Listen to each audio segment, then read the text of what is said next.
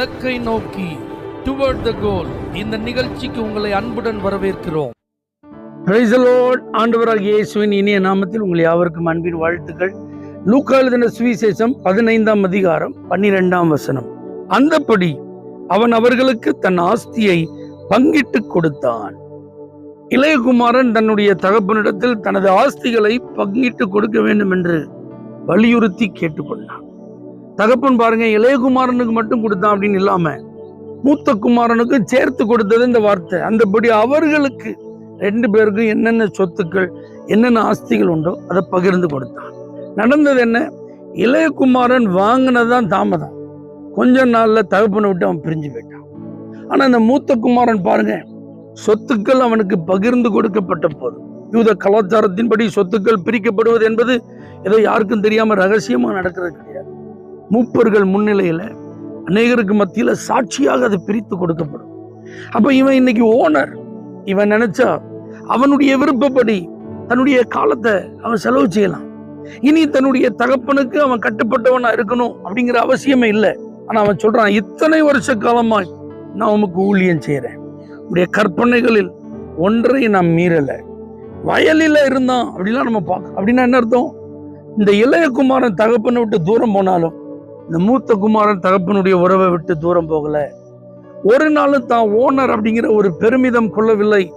தனக்கு கொடுக்கப்பட்ட சுதந்திரத்தை அவன் தவறாக கையாளவில்லை. ஓனர் வேலை செய்வாங்களா யோசிச்சு பாருங்க.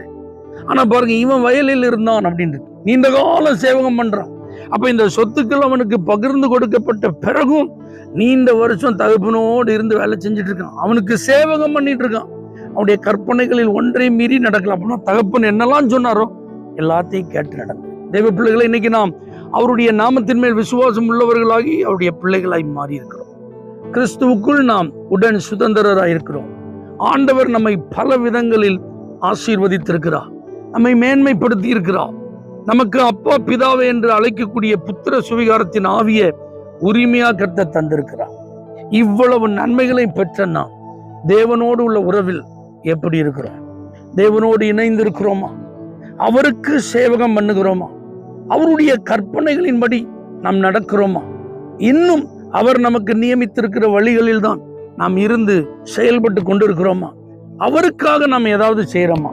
அவருடைய கட்டளைகளின்படி அவர் சொல்லுகிற வேலைகளை நம்ம நிறைவேற்றோம்? எல்லாம் யோசிச்சு பாருங்க. ரட்சிக்கப்பட்டுட்டோம், ஞான ஸ்நானம் பெற்றுட்டோம், பரிசுத்தாவின் அபிஷேகத்தை பெற்றுட்டோம், நல்ல ஆவிக்குரிய சத்தியங்களெல்லாம் நாம் அறிந்திருக்கிறோம். இதெல்லாம் அறிந்த பிறகு இன்னைக்கு நம்முடைய உறவு எப்படி இருக்கிறது? கர்த்தருடைய வார்த்தைக்கு கீழ்ப்படிதல் என்று வரும்போது எல்லா வார்த்தைகளுக்கும் நாம் கீழ்ப்படுகிறோமா?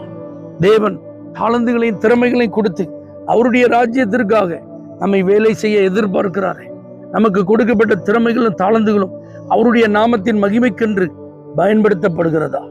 இன்னும் அவருக்கு நாம் சேவகம் செய்யும் மனநிலையில் இருக்கிறோமா? அல்லது சுயாதீனமாய் செயல்பட விரும்புகிறோமா? நாம் விரும்புகிறபடிதான் வாழ்க்கையை அமைத்துக் கொள்ள வேண்டும் என்று ஓடிக்கொண்டிருக்கிறோமா? அல்லது நமக்கு கொடுக்கப்பட்ட சுதந்திரங்களை, உரிமைகளை நம்முடைய இஷ்டத்திற்கு நம்ம பயன்படுத்தி கொண்டிருக்கிறோமா? யோசித்து பாருங்க. மூத்த குமாரனை போல தகப்பனோடு இணைந்திருப்போம், தகப்பனுடைய கற்பனைகளுக்கு கீழ்ப்படிந்து நடப்போம். தகப்பனுடைய வயலில் இருந்து சேவகம் பண்ணினது போல நாமும் தேவனுடைய ராஜ்யத்திற்காக உழைத்துக் கொண்டே இருப்போம். ஆண்டவர் நிச்சயம் நம்மை ஆசீர்வதிப்பார். தேவனே, உம்மோடு இருக்கிற உறவில் எப்பொழுதும் இணைந்திருந்து உம்முடைய கட்டளைகளுக்கு கீழ்ப்படிந்து உமக்காக வேலை செய்யும் பாக்கியத்தை எங்களுக்கு தாரும். இயேசுவின் நாமத்தில் பிதாவே, ஆமென். For prayer contact Pastor J. J. Kumar, El Shaddai Ministries, 9500252586, Surandai.